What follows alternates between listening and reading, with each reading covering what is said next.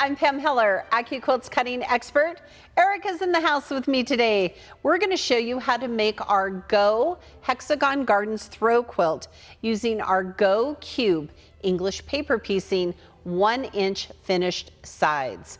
This is a great cube. It has 4 of the most popular shapes: a hexagon, a half hexagon, a triangle, and a diamond.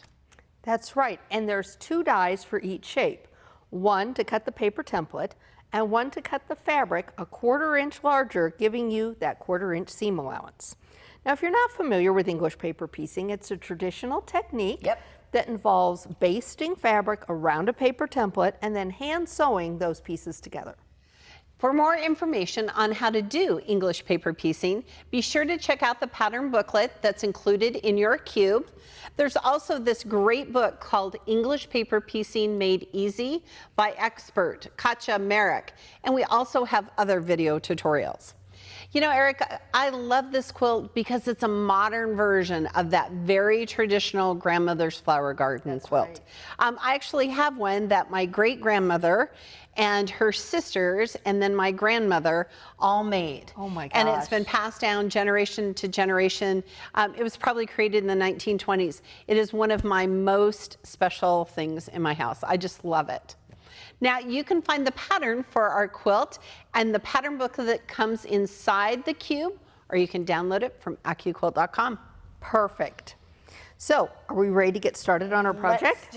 Let's do. Okay, so we're going to need just 2 dies because this just uses the one shape, the hexagon. So we've got our die to cut the paper templates, and we've got our die to cut the fabric. Perfect. So let's start with paper. Excellent. Now, quilters, if you take a look at the pattern for this quilt, you'll see exactly what you need to cut. We're going to need a total of 563 paper templates for this project. Now, I know that sounds like a lot, but with the die, it's going to go so quickly. So, Erica, let's cut out some of those paper templates first. Great. So just like with a fabric die, you can measure a 1/4 inch across on either side. And you can cut up to 2 layers of cardstock at a time. I just have an 8.5 by 11 sheet. I folded it in half. I'm going to pop that on top. Great. And we're using the Go, but it would fit in any of our Go cutters. We could use the Go Me. We could use the Go Big. There we go. And I'm going to put that through. All right. Now, when Erica's done cutting, I want to show you a great time-saving feature that we built into these paper template dies. Okay, here you go. Okay, this is so slick. All right. Now, look at this, quilters. Right here in the centers, we have actually punched a hole in the center. This is such a great time saver. Now, it allows you to do 2 things really easy. First of all, it allows you to put a pin in there in case you want to make sure that you pin the shape while you're basting, but it's also super slick for when you're trying to take those paper templates out once you've sewn your block together. It is. I think it's probably one of my very favorite features. Now, we could just keep cutting more templates. I'll let you pick those up. Thank you. By taking our die, just move our paper down, make sure the blades are covered, put the mat on top, and we can cut again. We can just keep cutting because we've got some hexies to cut. Excellent. Hey, here's kind of a pro tip. You don't have to always just use cardstock. You could actually use those cardstock mailers that come in the post every day and kind of recycle a little bit. I think that'd be great. There you go. Okay. All right, let's cut fabric. Okay. So we've got our fabric die. And now we can go ahead and cut up to 6 layers of 100% cotton, just like our regular dies. Right. So I've got 2 pieces of our background fabric. Okay. I've got 1 for our centers. Our little yellow centers. Show them what we're making. That's right there. And I always, Erica, make my centers the same color. Do you? I do too. I think it gives you kind of a consistency, and I like having a constant background too. Okay. But if you want to do scrappy, go for it. Go scrappy. Now this green is going to be the leaf. Yep. And then I've got 2 layers for the petals. And again, this is what we're going for. Okay. So we're obviously going to have some extra centers and some extra leaves, but that's okay because we're going to need them anyway, right? Yes. Okay. All right, here we go. All right. So Miss Pam. There we go. Give it a little love. Slide, don't lift. Here we go. here we go. I'll let you show them off. All right, here we go. Oh, look at all the colors. Look at all that. Yeah. I'm gonna pull back right here. Ta-da. Perfect. All right, now the next step after cutting the hexagons is to baste those pieces around paper templates. There are 3 different basting methods that you can use. Feel free to use whichever one works for you. Absolutely. First of all, you can hand baste through the cardstock like you see on this example right here, okay? But with this one, make sure you have to go back and remove all of the stitches, okay? Now you can also baste around the cardstock like we did in this one right here, okay? But you can leave those stitches in. Right. But the third method is actually your favorite, isn't it? It is. So I always was a baste around the cardstock until I got a really good fabric glue stick. So with this, I can take, let me grab just one from Miss Pam here. Okay. And I'll grab you a center. Okay. And if you lay it down really quick and easy, you can just run that glue, flip it over, and keep going right around your cardstock. Oh, see, that is so slick. It's so slick. And, well, of course, when your fingers work right, it works even better. Okay, my little arms don't want to reach over there, but trust me, it works really well. Yep, there we So go. we've got a whole video on basting. So Yes. if you're not familiar with it, that's out there. I've got some ready to go. Okay. And you can see these have all been glue basted, so we don't have any steps. And Pam's going to show us how to get started sewing them together. Perfect. Now, one of the things is that I really love about this technique of basting and sewing the pieces together is that I cut up all my pieces first. Yes. And then I put them in little Ziploc bags so they're all ready to go. So that way, if you're taking them on the road or however you want to go with them, they're all in one place. Yeah, it's great for going on the go.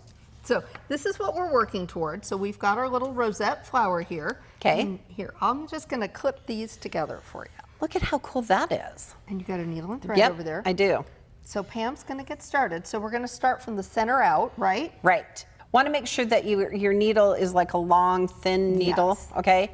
And that makes it easier for the process. I've tied a knot in one end. Now I'm just going to stitch these 2 pieces together.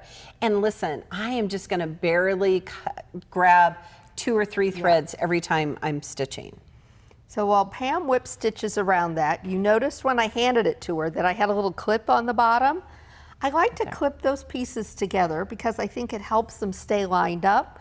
But I also feel like it lets me loosen my grip a little bit and cuts down on arm and hand strain from hanging on too hard to my little pieces to make sure they don't slip. Right. So Pam is going to whip those together. And again, we're going to start in the center and then work out. And you're going to go around and add those petals to your flower as you go. And it's super easy, quilters. This is going to take me just a few minutes here to just kind of whip stitch these through.